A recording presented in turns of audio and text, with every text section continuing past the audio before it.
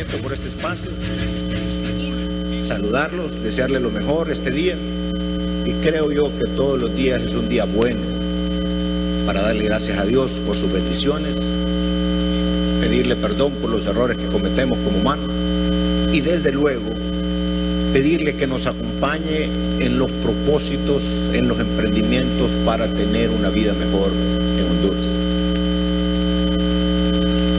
Este día estamos compareciendo el Gabinete de Defensa y Seguridad para pedirles que de inmediato trabajemos en conjunto, pronto, para que podamos lograr salir al paso de una mutación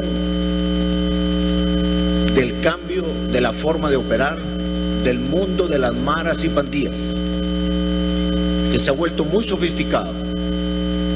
Están usando tecnología de punta que ni tan siquiera el Estado tiene, como por ejemplo tecnología en comunicación, usando redes sociales, usando armas, preparándose en cómo utilizar explosivos.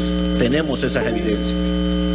Como parte de un nuevo patrón o forma de operar, ellos han decidido bajar los niveles de extorsión, pero se están moviendo fuertemente a lo largo y ancho de Honduras en lo que respecta al tráfico de droga.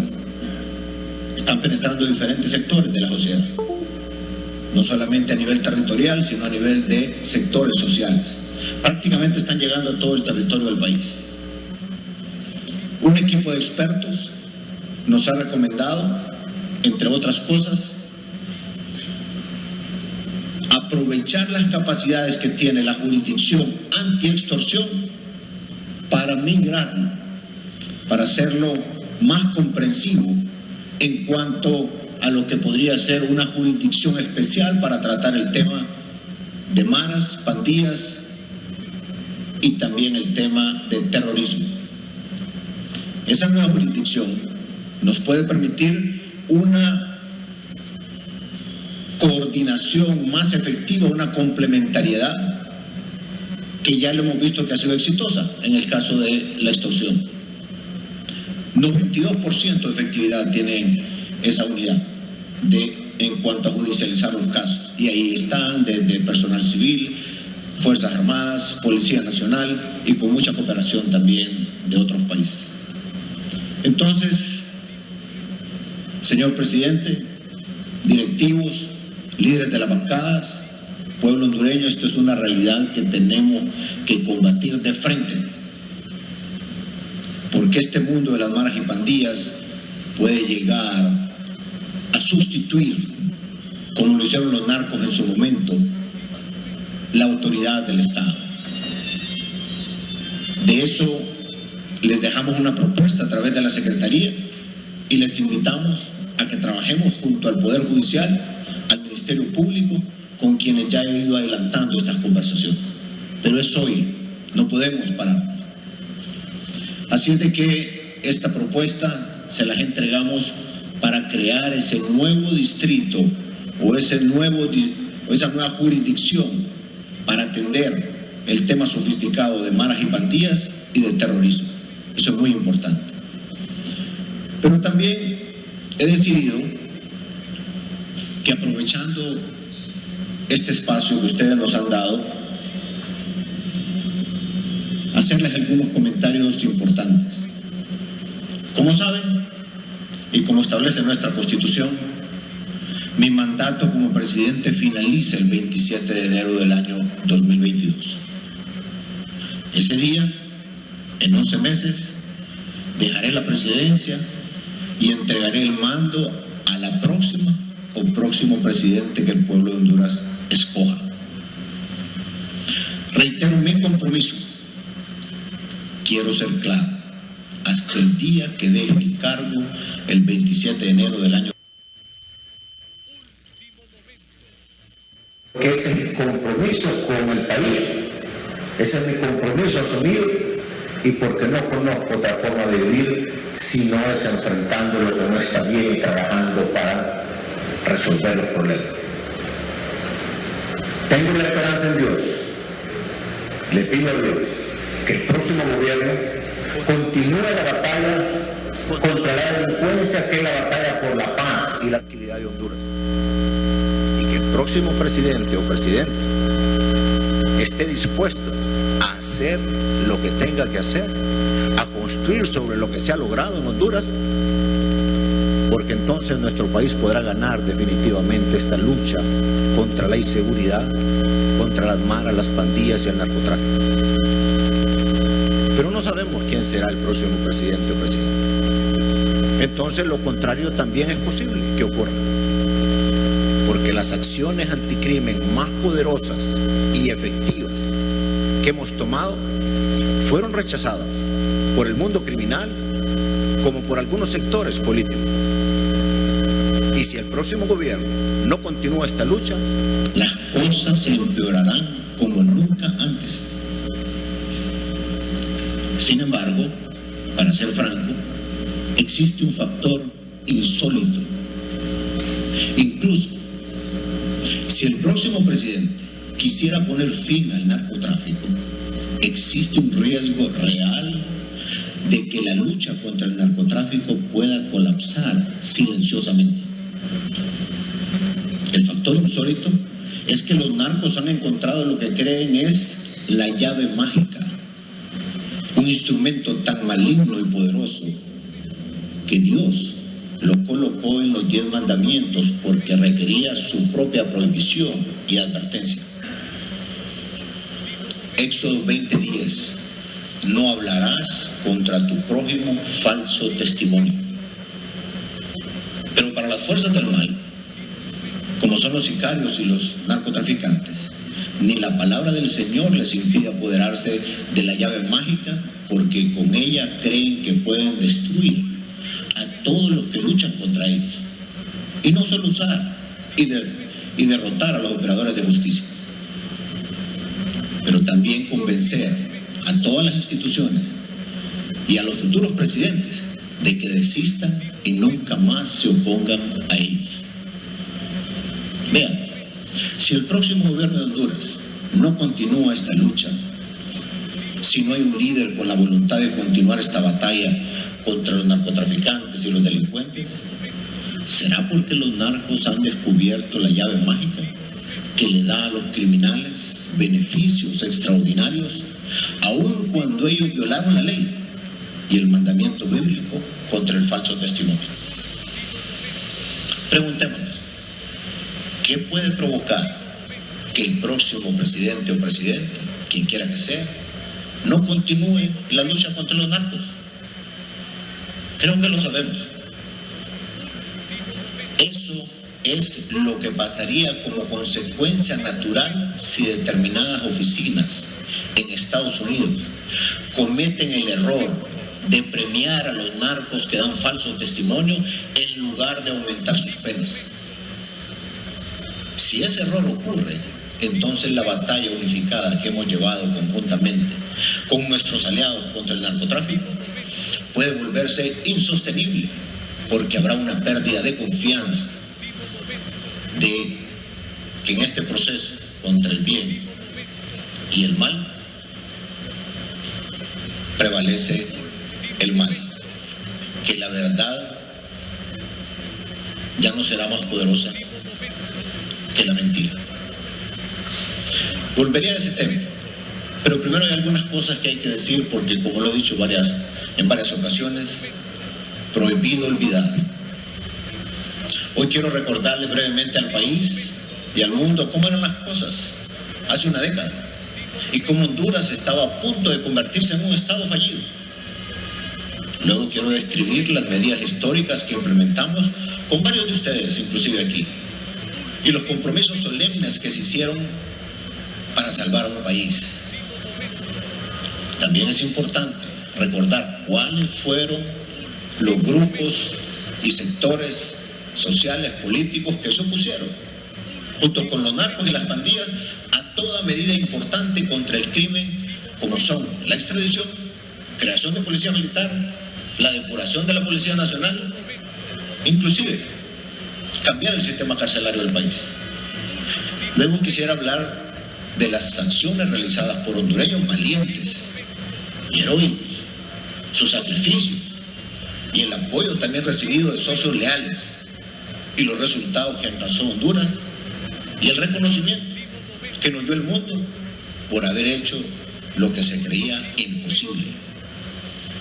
Y luego quiero hablarles sobre el futuro, que es lo que más nos preocupa, de por qué el próximo gobierno tendrá la oportunidad de ganar esta batalla, porque hay que ganar.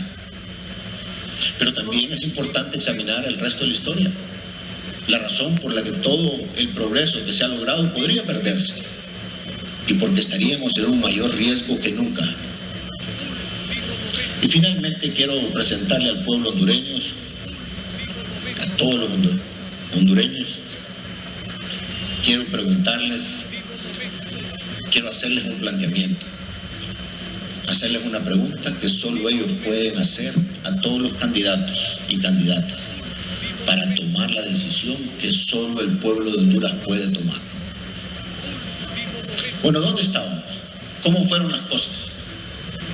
Es fácil olvidar cómo eran las cosas antes, cuando los aviones de la droga llenaban los cielos de Honduras como insectos voladores en un día caluroso.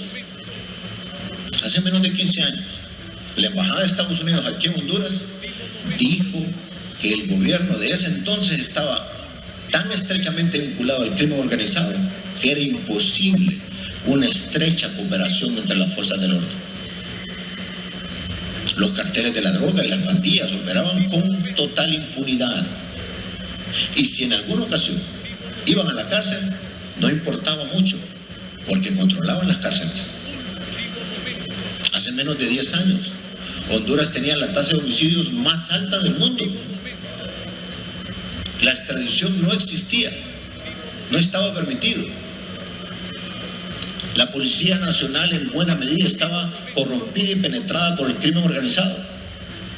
A tal grado, fíjense bien, que según narcotraficantes confesos se asociaron con altos funcionarios policiales para asesinar al entonces director de la lucha contra el narcotráfico. Uno de estos violentos y sanguinarios grupos criminales se le llamaban los cachinos. Los cachinos no solamente administraron su imperio criminal sin temor a ser perseguidos, sino que incluso se les adjudicaron contratos de obra pública. La conclusión de los observadores internacionales fue que Honduras estaba a punto de convertirse en un estado fallido. Lo dijeron 2 embajadores y muchos expertos. O luchábamos de manera frontal y decidida por recuperar nuestro país, o sería tomado definitivamente por los narcos. ¿Qué cambiamos? Lo que prueba y demuestra sobre quién es quién. Quiero hablarles de eso. Así fue la situación en el 2010 cuando asumí la presidencia de este Congreso. Desde esa legislatura aprobamos una serie de leyes, entre ellas 8 muy importantes, que tenían que ver con la seguridad, con la plataforma de lo que venía. Seguridad era la clave. Esas 8 leyes, las más importantes, eran odiadas y temidas por los narcotraficantes y el mundo criminal. Si miran estas medidas sabrán quién es quién y por qué acciones de ese tipo solo serían tomadas por enemigos jurados de los narcotraficantes, y pronto quedaría claro que los narcos lo entendieron. Aprobamos leyes para confiscar los activos del crimen organizado. Y seamos claros, el control del decomiso de bienes no estaría en las manos del presidente, estaría en manos del Ministerio Público y del Poder Judicial. Nuevamente se puede ver quién es quién, porque nadie vinculado al narcotráfico o intimidado por los narcos jamás lucharía por confiscarle los bienes a estos criminales. Eso fue lo que hice. Y los narcos me vieron hacerlo. Incluso en el año 2013 se decomisó a los cachinos sus bienes, siendo esta una operación de las más grandes en la historia de la región centroamericana. Reformamos la Constitución para permitir la extradición. En el Congreso, por la poderosa influencia del crimen organizado y el temor a represalias, fue una batalla para aprobar esas medidas. Tomé la iniciativa en la lucha para aprobar la extradición. Conversé con diferentes sectores de la sociedad, muy en privado, y tuvimos que sesionar 2 veces porque era una reforma constitucional y a puerta cerrada para proteger a los diputados.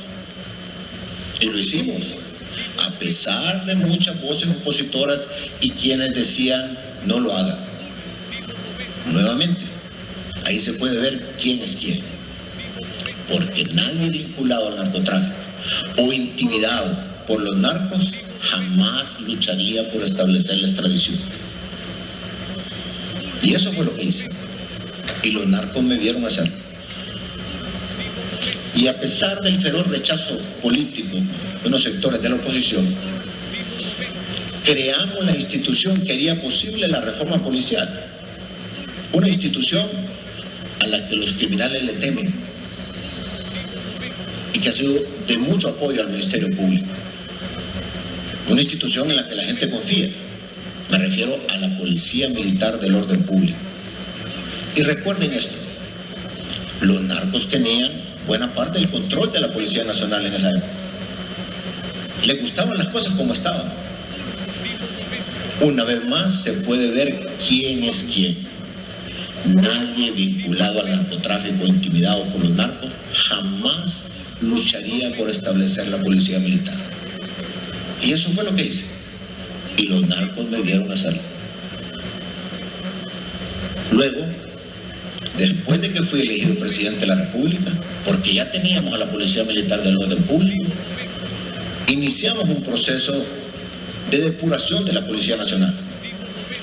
La transformación de la policía fue histórica y ha sido reconocida internacionalmente como un modelo a seguir.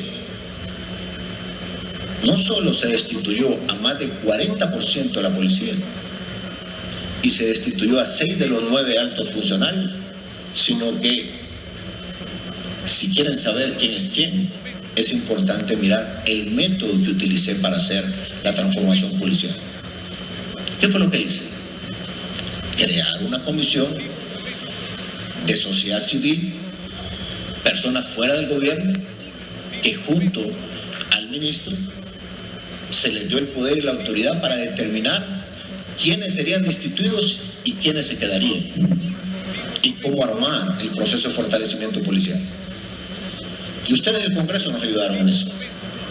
Es importante observar que a propósito, intencionalmente, decidí crear un proceso en el que yo no tendría el control. Y seamos claros, nadie relacionado con el narcotráfico, intimidado por los narcos, jamás depuraría una fuerza policial criminalmente penetrada de tal manera que no pudiera proteger a su gente ni remover sus oponentes. Pero así es como lo hice. Hice esto para demostrarle al país y al mundo que estábamos creando una policía independiente y profesional en la que los hondureños pudieran confiar y que los criminales no controlarían, y también los narcos vieron eso. Ese es el mismo principio que apliqué con respecto a la extradición. Vean, las solicitudes de extradición provienen del Departamento de Justicia de Estados Unidos o de cualquier otro gobierno y pasan directamente a Cancillería, que es parte del Poder Ejecutivo. Cuando asumí la presidencia, di instrucciones de que toda solicitud de extradición recibida por el gobierno debería ser entregada inmediatamente a la Corte Suprema de Justicia, que no pasaran 48 horas, sin demora, sin discrecionalidad o injerencia de la Cancillería o Casa Presidencial o cualquier institución del Poder Ejecutivo. Y eso se ha hecho. Hice esto para demostrar al país y al mundo y a los narcos que este presidente, que luchó por obtener la aprobación de la extradición, rechazaría cualquier intento de influir en ese proceso. Y los narcos vieron eso. Honduras ha extraditado a 24 personas imputadas y solicitadas por Estados Unidos. 15 se entregaron directamente a negociar con la DEA y 5 han sido capturados al ingresar. Muy bien, ¿qué acciones se hicieron? ¿Quién lo hizo? ¿Cuáles fueron los resultados? ¿Y cuáles fueron los reconocimientos? 2013, mi compromiso con el país fue: voy a hacer lo que tenga que hacer, y los narcos sabían que no eran solo palabras. Ya habíamos demostrado con acciones, con las batallas que dirigí en este Congreso, con muchos de ustedes y otros que ya no están, que estábamos comprometidos con las acciones difíciles y peligrosas, pero necesarias para derrotar el mundo criminal. Lo digo con claridad: los cachiros fueron los primeros narcos en entender que los buenos tiempos para los criminales terminarían si alguna vez yo me convertí en presidente de la República. Vean esto: antes de las elecciones del 2013, en el territorio que ellos controlaban, dieron órdenes para que nadie votara por mí. Y vean los resultados de las urnas en Colombia. Perdí prácticamente la gran mayoría, si no todas. Pero a pesar de sus intentos, por la voluntad de Dios y con el apoyo de la mayoría del pueblo hondureño, gané las elecciones. Y los cachiros sabían que para ellos había terminado su reinado de terror. Esto es lo que hicieron entonces. Vean ustedes: 10 días después de las elecciones del 2013, de acuerdo a un periódico de Estados Unidos, los cachiros fueron a Belice a una reunión que sus abogados habían acordado con el Departamento de Justicia y la Administración de Control de Drogas de Estados Unidos, DEA, para ofrecer entregarse a las autoridades estadounidenses. Ahora piensen en eso. Los cachiros decidieron su mejor opción. Conmigo, como presidente, era abandonar su imperio de $1.000 millones o más, donde habían operado con total impunidad y habían gobernado como reyes, matando, violando, robando, traficando drogas y viviendo una vida llena de lujos y opulencias, y que en cambio, vean bien, su mejor opción era pasar el resto de sus vidas en una celda, en una prisión extranjera.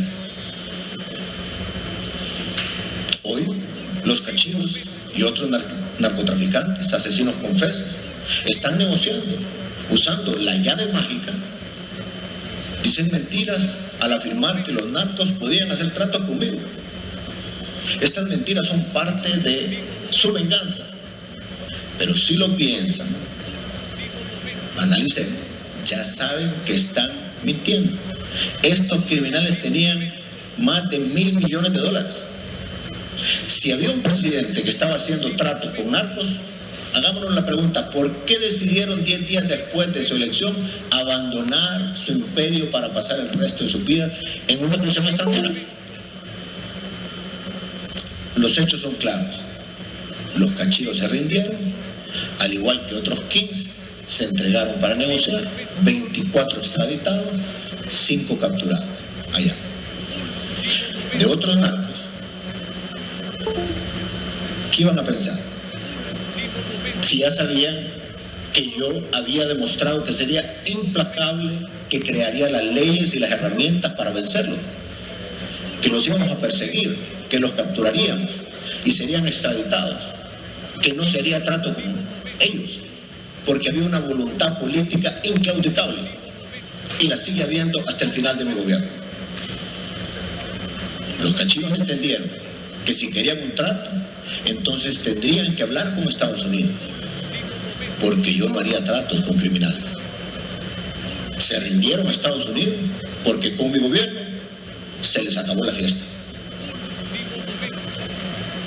La llave mágica, el arma de los narcos y la amenaza que enfrenta Honduras. Quiero hablarles de eso. Cuando los cachiros fueron a Belice, pidieron un trato. Lo que Estados Unidos les dijo fue que solo conseguirían un trato si podían ofrecer un testimonio que produjera acusaciones criminales y condenas a otras personas.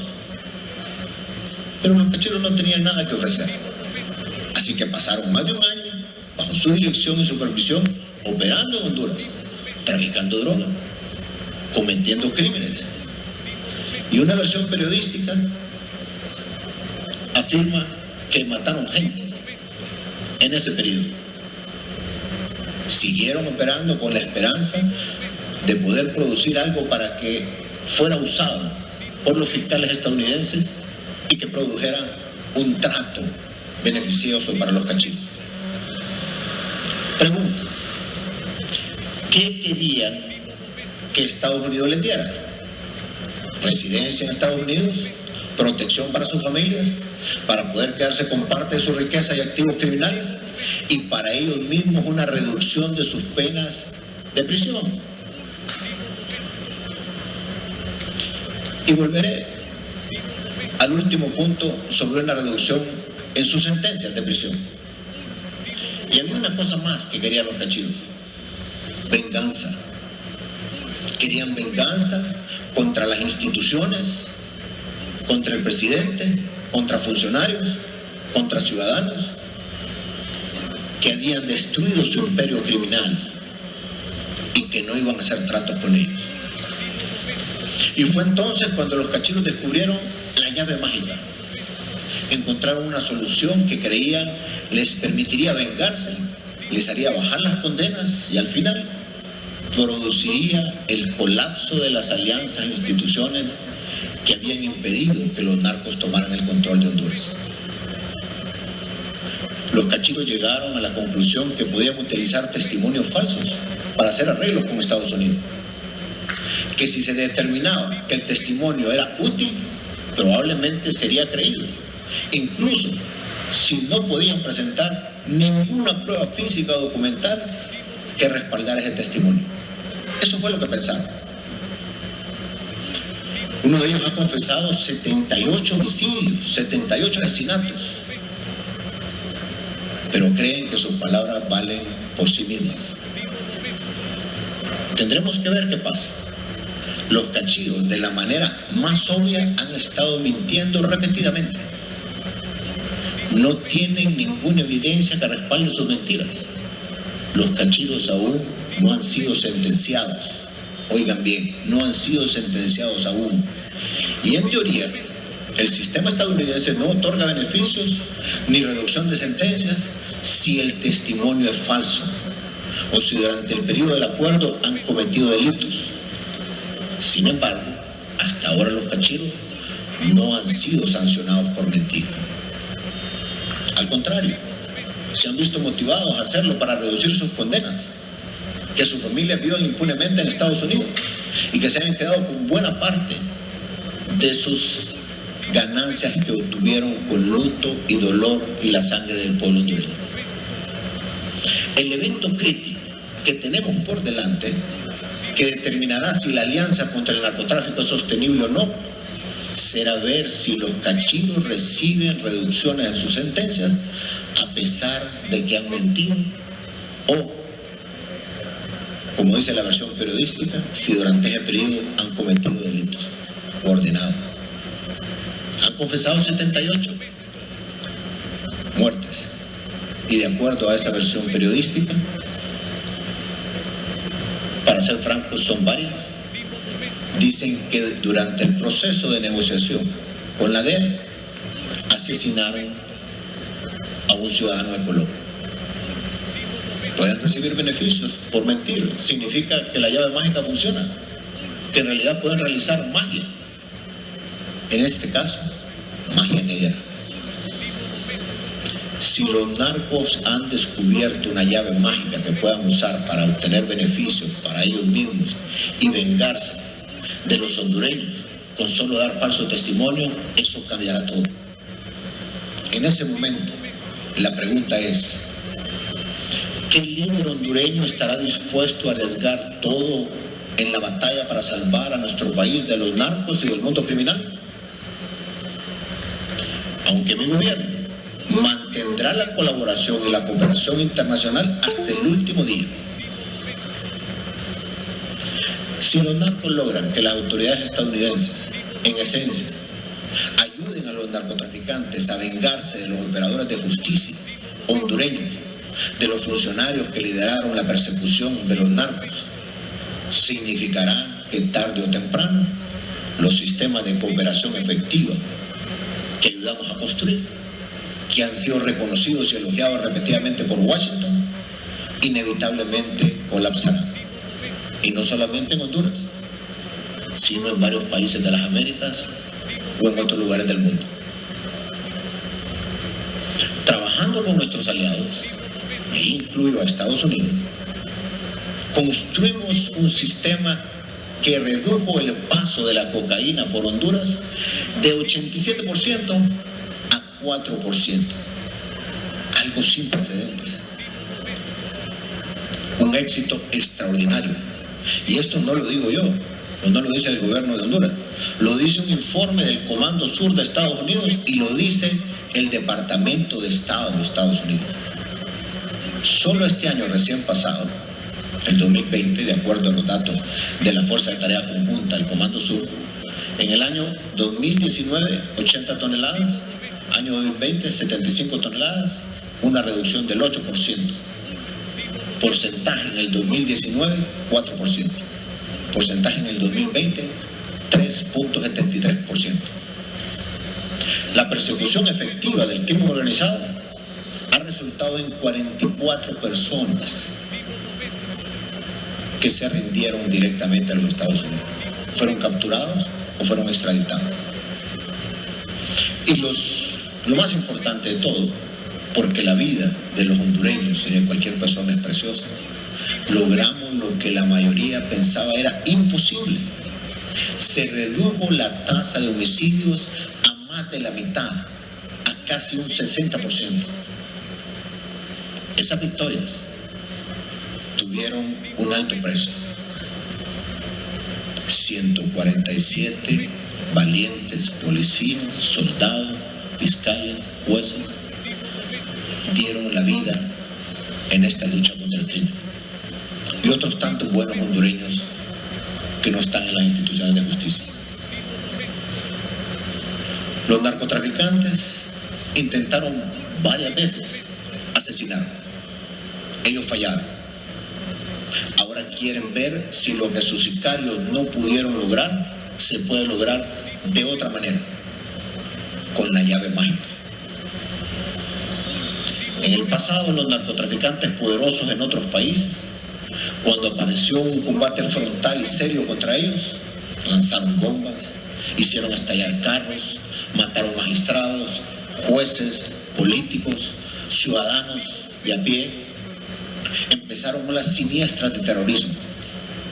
Hoy no están lanzando explosivos. Hoy han encontrado formas más sutiles pero efectivas. Hoy practican un nuevo terrorismo. Ofrecen testimonio en contra de quienes han luchado contra ellos. Rinden testimonios en que usar las leyes contra quienes los impulsaron, porque los llevaron frente a la justicia.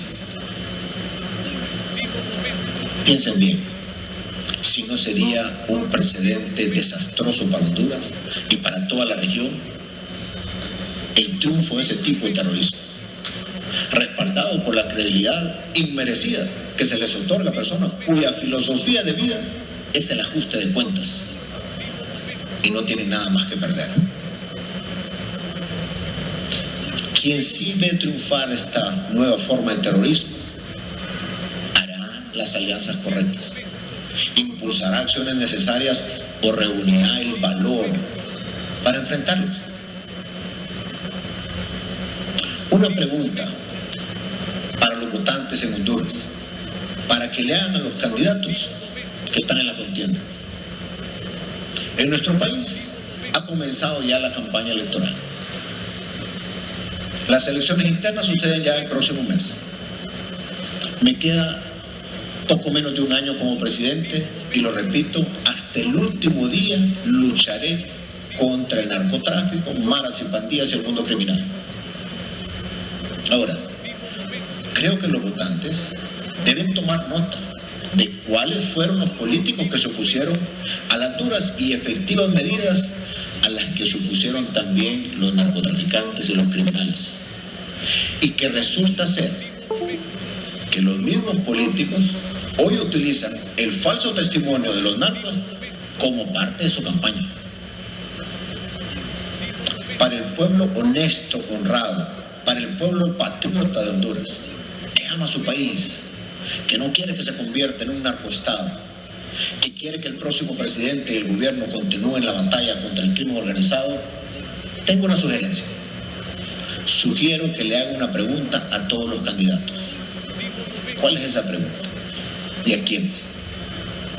A los candidatos que piden apoyo para convertirse en presidente o diputado, la pregunta que deben de hacerles es esta: ¿continuará nuestra lucha contra los narcos? ¿La continuarán aún sabiendo que si es efectivo en esa lucha, si envía docenas de narcos a los Estados Unidos, si limpia la policía de policías corruptos, si extradita, si confisca los bienes del mundo criminal, si persigue a los narcos hasta que huyan de la tierra donde nacieron, si cortan a más de la mitad la tasa de homicidios y si recuperan la esperanza de un país que la había perdido? ¿Harán esto aún sabiendo entonces los narcos que los narcos se vengarán de ustedes? Y no solo que intentarán matarlos, sino que parte de su venganza será acusaciones absurdas, ridículas y maliciosamente de ser un narcotraficante. La pregunta es saber todo esto. ¿Seguirán haciendo lo que se tenga que hacer por Honduras? Cualquier candidato que esté dispuesto a decir que sí, merece su apoyo. Muchas gracias. Que Dios les bendiga, bendiga a Honduras. Gracias, señor presidente, junta directiva, jefes de bancada, y pronto estaremos reuniéndonos, si así ustedes lo disponen, con el Ministerio Público y el Poder Judicial para sacar adelante esta lucha. Buenos días.